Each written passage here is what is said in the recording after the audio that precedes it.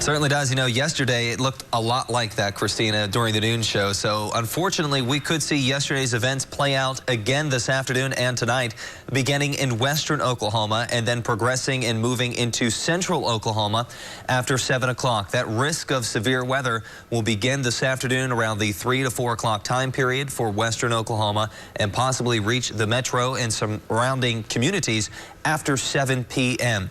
We're talking winds in excess of 85 miles per hour, softball-sized hail, and isolated tornadoes, all of which we saw yesterday here in Oklahoma City, the west sides out in western parts of Oklahoma County, up to Kingfisher in the Piedmont area, where we had that tornado. Our storm trackers, Valcaster, were all over it. And then we had the softball-sized hail there in Kingfisher, and that doesn't even include the tennis ball and baseball size hail that we had here in Oklahoma County and points off to the south. We'll give you the complete timeline of the severe weather risk as well as your complete forecast coming up here shortly.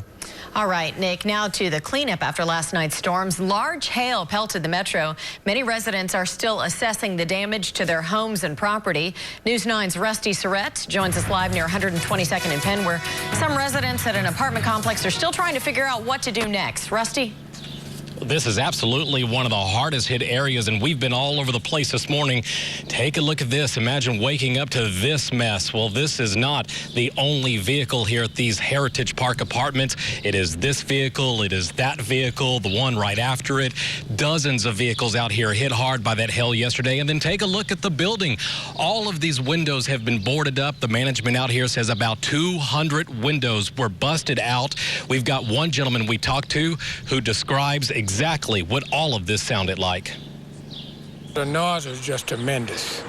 The beating, it was like somebody up on the roof beating down with a 16-gauge hammer all over the... Just a frightening night for a lot of people out here. And an update to that situation at North 164th and Northwestern. Power poles just snapped in half, several of them, including one large utility pole that fell against a gas station at the Walmart neighborhood market there. The good news, we are told OG&E crews have been out there scrambling to try and pick up the pieces there and get power restored to the thousands that lost electricity overnight and this morning. And back out here live in northwest Oklahoma City at 122nd and Penn. Again, the cleanup continues. Everyone out here trying to get everything put back in place before round number 2 may hit later on today. Reporting in northwest Oklahoma City, I'm Rusty Surrett. Back to you. All right, Rusty, along with that wind and the hail, the rising water caught many drivers off guard. Traffic came to a stop all over town because of flooding. News 9's Carl Torp was in Bethany this morning to get a first-hand look. Carl? Yeah, we were out in War Acres and Bethany and spotted several cars where drivers got into water that was just too deep. This is Northwest 39th near North Hammond after the water finally started going down, but you can see several drivers who pulled over got stuck right there in the grass. So we even had a guy right here trying to use anything he could to free his car. These folks say that they didn't want to chance it by driving through the water.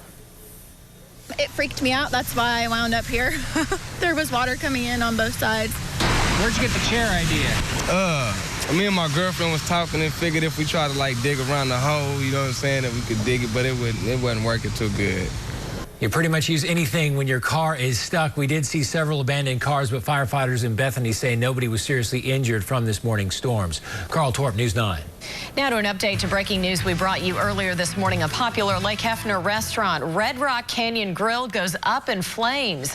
Firefighters say employees noticed smoke inside just before midnight. Crews say that fire started on one side of the building, then grew when the wood shingles caught fire. The cause of that blaze is still under investigation. Firefighters estimate at least $1 million in damage. And a longtime Edmond hotel, also a victim to fire overnight. It happened at the Stratford Inn in the 3000 block of South Broadway just after 2 this morning. A janitor heading to work on Broadway spotted the flames and took action.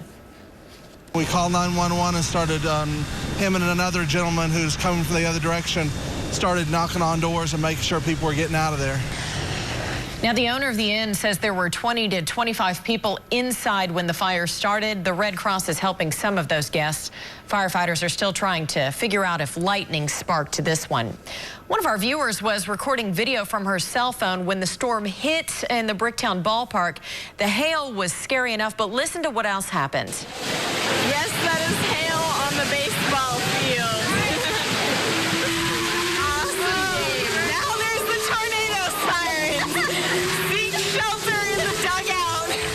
We got several videos from the ballpark. One person said the wind was so hard it blew the gate shut, so they had a hard time actually getting out of the ballpark.